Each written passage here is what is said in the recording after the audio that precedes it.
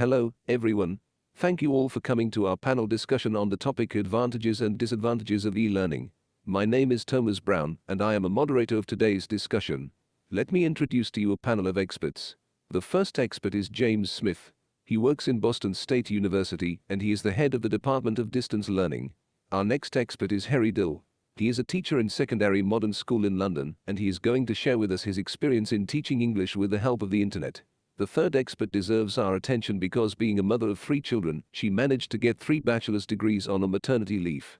Meet Helen Reed. Let's give the floor to our first speaker who can explain to us the meaning of the term e-learning.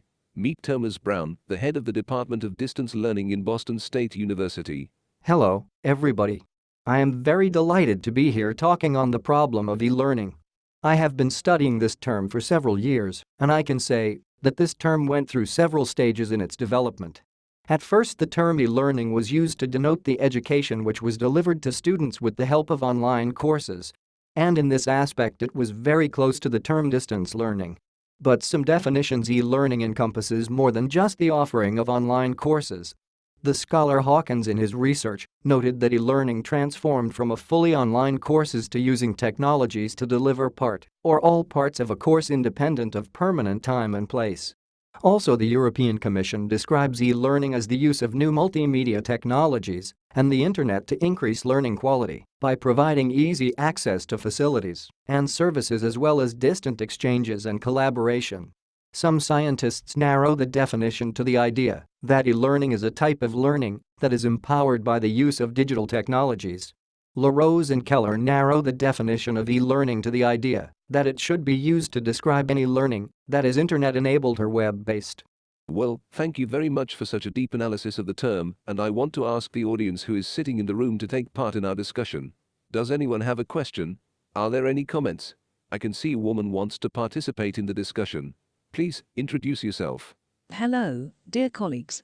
My name is Elizabeth White. I am doing a postgraduate course in University of Bradford. The problem of definition of the term is very interesting, and I want to ask our expert one question.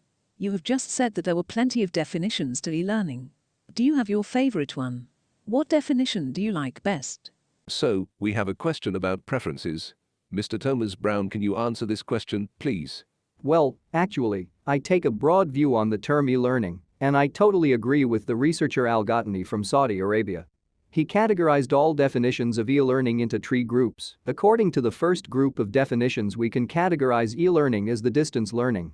The second group of definitions indicate that we should understand e-learning from the perspective of implementation of technologies in learning, no matter whether we speak about computer-mediated education or simple learning, with the help of the internet, when you try to find information, watch videos, organize online excursions. The third group of definitions shows us that e-learning is a new methodology in teaching and new pedagogy. Thank you for such a detailed answer, but we need to continue our discussion. It is high time for our second speaker to tell us about the advantages of e-learning. So, meet Mr. Harry Dill. Hello, everyone. I am Harry Dill, and I would like to share with you some information about advantages of using e-learning and teaching.